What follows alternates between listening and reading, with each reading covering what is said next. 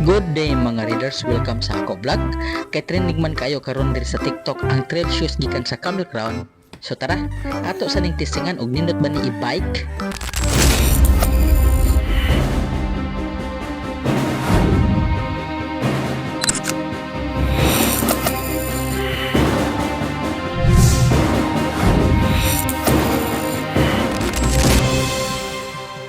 After 5 long years nga nagserbisyo ni nako ang world balance, until now wala nang yapon siya magkuba. So I decided nga mag-order og camel shoes tungod kay trending kini karon sa TikTok. So man karon nagsundo ko gikan sa rider kay karon pa gyud siya na-deliver.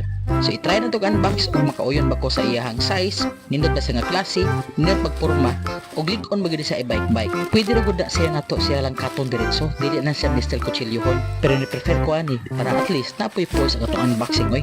Dili lang kay kanlat lang, kumot kay kumot. Sama na nakumot og apil ang free nga medyas sa way pagduha-duha. Giablihan din ako ang box para makita din ako ang sapatos ug unsa sa kanindot. Ato po ipa-check kay basin dahil na mga freebies nga lain ni pambutang. Ano lang po at least pang souvenir. So paghulbot na ako, na-shock din ko sa iyang porma. Hindot dahil kayo. Murag po siya world balance, murag merit at the same time murag po siya Skechers. Ay syempre, ato pa rin tanong ng pares kay basin dili makalimao. Basin dako ang usa, nang usa gamay. Lusod pod iniksulod nato murag tao. Pido-dido, di ba? Kay numdum mo niya. So naagid tayo thorough checking, at least man lang atong ma-check ang iyang quality, ang iyang tahi, ang iyang lightness. Pero grabe siya ka-impressive kay grabe kay siya kagaan. For sure, nindot niya sa isulog. And indeed, naagid sa freebies. Anti-crease sa todi siya, dili siya big deal. Pero grateful gihapon kay at least naagid sila gipadala og pakapin. Maya na lang po ni, ubang brand magani o magpalit ka, wa gyud yan mo. Kaning anti-crease pa, dako gani siya gamit. Kay mo ni mo isuksok sa ilawom right after mo gigamit ang sapatos. Kay mo ni makapawala sa wrinkle diha sa bump part sa imong shoes. Bede rebe, hinahinayan na tog hapsay ang lisod kay wa gyud siya mataarang og tie-up gikan dito sa ilang pabrika.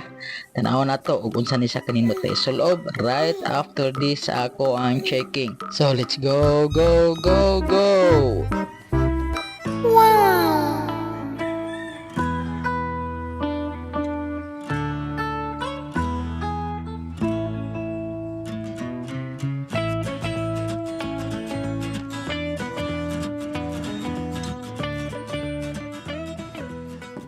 So na-check na, nindot yung kay sa porma, nindot yung mantag. So karon ato na siyang isukod.